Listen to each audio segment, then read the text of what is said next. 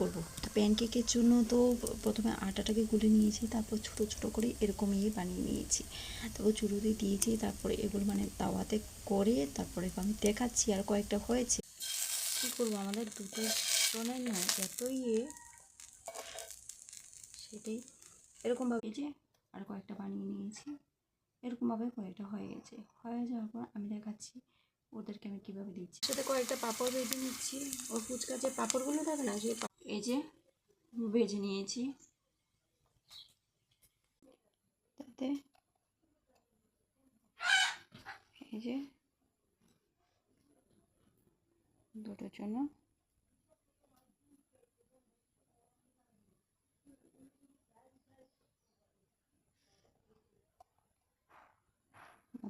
এই যে দিয়ে দিচ্ছি, বাস খেলেই হলো।